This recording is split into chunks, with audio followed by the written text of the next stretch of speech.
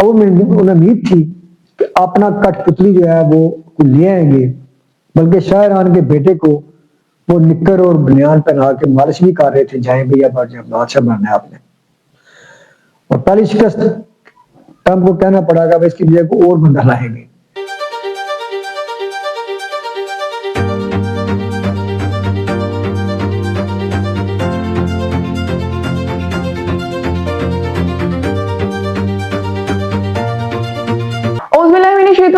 बिस्मिल्लाहिर्रहमानिर्रहीम। अस्सलाम वालेकुम नाज़रीन, मैं हूं आपकी होस्ट अरूज फातिमा MCTV2 यूट्यूब चैनल से। नाज़रीन, आज के हमारे प्रोग्राम आज और कल के मेहमान हैं हैरत अंगेज तजिया निगार, जिनके तजिए 90% तक ठीक साबित होते हैं, महर जफर इकबाल जफर साहब।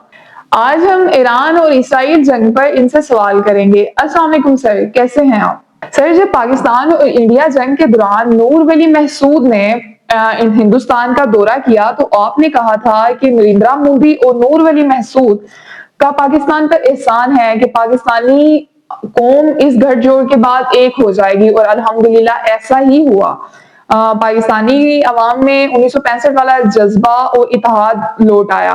और सर, फिर जब इसराइल ने ईरान पर हमला किया तो 8 माह पहले आपने तजिया पेश किया था कि रेजिम चेंज ईरान में नहीं, इस अरबों में रेजिम चेंज होगी, और ईरानी रेजिम चेंज की पेशन गोइंग करने वाले एंकर्स पर भी लानत भेजी। सर, फिर जंग बनने के बाद आपने एक और तजिया पेश किया था कि जो ट्रंप है इसका यू टर्न एक तबाहकुन जंग छेड़ सकता है। सर, ट्रंप वाली बात तो आपकी 100% ठीक साबित हुई, लेकिन अमेरिका और यूरोप के लीडर्स चीख चीख करके ये कह रहे हैं कि ईरान में रेजिम चेंज हो। इस पर इस जंग में आपका क्या तजिया है? मैं सर के तजियों को पेशन गोई इसलिए कहती हूँ क्योंकि वो ठीक साबित होती हैं, इनकी वीडियोस और आर्टिकल्स भी मौजूद हैं। सर जफर, आप रेजिम चेंज पर अपना क्या तजिया पेश करेंगे? बिस्मिल्लाहिर्रहमानिर्रहीम।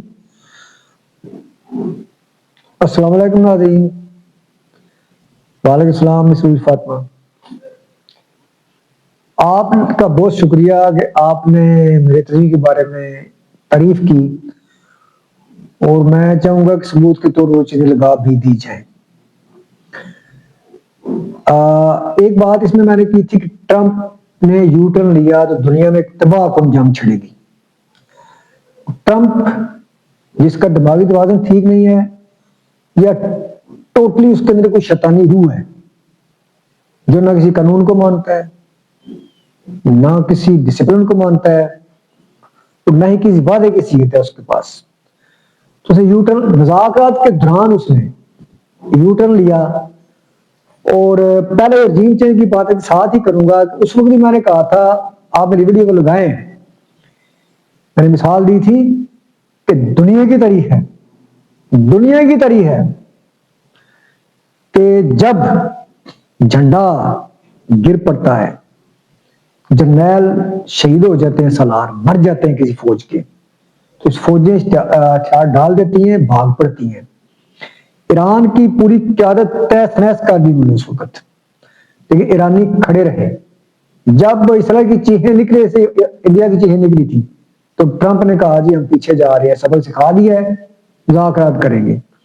मुज़ाकरात के नाम पर वो अपना जासूसी नारे फैलाता रहा, लेकिन अब ईरानी भी होशियार थे। अब उन्होंने प्रोग्राम ये बनाया था, कुछ जुलूस भी निकले ईरान के अंदर से, तो वो खुश हो गए, अब हम जाएंगे। और वो आए थे 24 आवर्स में, 2 या 3 दिन में क़यादत को यकीन था कि शहीद हो जाएगी, क्योंकि उनका एक मजबूत तरीन जासूस मौजूद था अंदर। तो वाकई ऐसा ही हुआ। अब उन्हें उम्मीद थी कि अपना कठपुतली जो है वो ले आएंगे, बल्कि शाह ईरान के बेटे को वो निक्कर और बनियान पहना के मालिश भी कर रहे थे, जाए भैया बादशाह बनना है आपने। और पहली शिकस्त ट्रंप को कहना पड़ा कि इसकी वजह को और बंदा लाएंगे। उसके बाद मैंने कहा था कि एक हफ्ता जंग रही तो इसराइल तहस नहस हो जाएगा, और ऐसा ही हुआ। ईरान डटा रहा। उस वक्त मैंने कहा था कि रेजिम चेंज वहां नहीं होगी, रेजिम चेंज अरबों में होगी। और आज देख लें, अरब के अवाम अपनी अपनी हुकूमतों पर गुस्से और नफरत से तड़प रहे हैं। कुछ के अंदर यह भी है कि ईरान ने उनका भला किया है, लेकिन सबको पता है कि अमेरिकन अड्डे वहां मौजूद थे। रेजिम चेंज से अब पीछे हट गया अमेरिका। جب وہ گھبرایا ہوا ہے، اس کی اتنی تباہی مچی ہے، اب وہ اپنے زخم چاٹ رہا ہے. نیتنیاہو مر چکا ہے، ابراہیم لنکن اس کے فخر کا جو جنگی ہتھیار تھا، سب سے بڑا فخر، وہ تباہ ہو چکا ہے. اور ریڈار ایسا کہ جس کے اوپر سارا اس کے نثار تھا عربوں میں، کہ وہ سب پوری ایران کی جو فوجی نقل و حرکت ہے فضائی اس کو دیکھے گا، وہ تباہ ہو چکا. یہ لمبی باتیں ہیں، روز آپ سنتے ہیں. تو رجیم چینج ایران میں کبھی نہیں ہوگی. ایران کے عوام کو سلام، ایران کی قیادت کو سلام، پاسداران اسلام کو سلام، پاسداران ایران کو سلام. بہت شکریہ. اللہ حافظ.